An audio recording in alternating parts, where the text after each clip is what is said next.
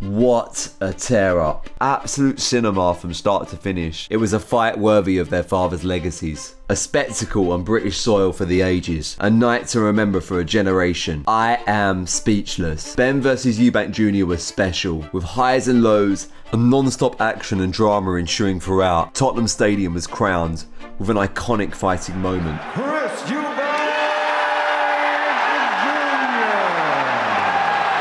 The boys delivered an incredible night of British boxing for the fans, with a fight fought at pace, to the needle, and with family names on the line. And the heart in both men was on full display throughout. For British boxing, it was one of the best nights I can remember for a long time. And ultimately, there was one result. The procedure was parliamentary. For the twists and turns, Chris Eubank's entrance was cold, and the look on Junior's face was priceless. Have a look at this! He's here!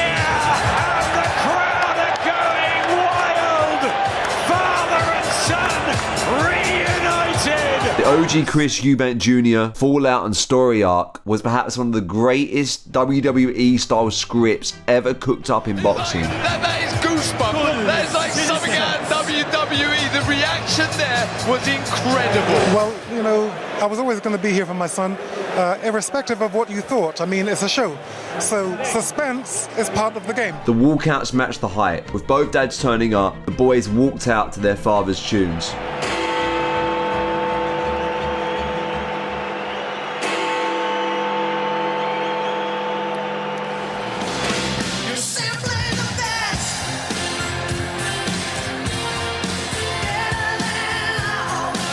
With the two Chris's matched up in a Kimbo attire, might I add. And then the fight, just wow. Chris Eubank took the moment in front of a packed audience, but Conor showed us that he has the minerals. He set the pace from the opening bell, putting it on Eubank with a huge speed advantage. Cracking him early in round 3, he was able to rock Eubank. He held up incredibly well and did his dad's name proud, fighting through vicious damage in the process. He responded well to his corner, sticking on Eubank whilst landing big shots to the body to slow him down and big shots up top. In the end, none of this mattered. Eventually, the size advantage that many people thought would pay dividends in the build-up to the fight showed up. But Conor showed he had an iron chin, walking through Eubank's biggest shots. Although he lost the fight in the process, fuck me was he a brilliant dance partner for the smaller man. And he had special moments throughout, moments that will live in the memory. Ultimately, Eubank had the size, the reach and the nerve to dig deep in the chaotic moments. He took it to Benn too in the later rounds, pushing it on him whilst walking into fire.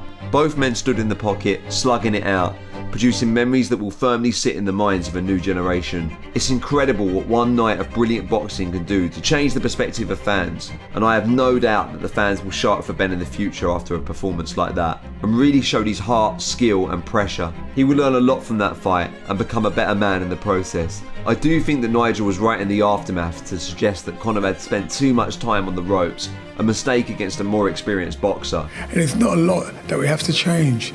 Just stop winging the punches in and going on the ropes. But we knew this. We knew he knows this. But you know, I'm not going to knock him. I think sometimes when you have a defeat, you just come back stronger, and he'll come back stronger. But one thing is for certain, now we've just got to pray to the boxing gods that we get a second fight. Yeah, I want the revenge, man.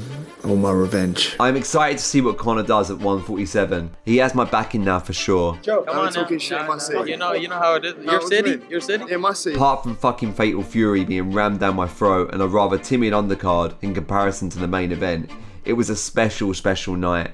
Fingers crossed Turkey comes to his senses and gives us a second fight on British soil. I would hate to see this fight happen in Saudi, but love His Excellency for delivering the goods.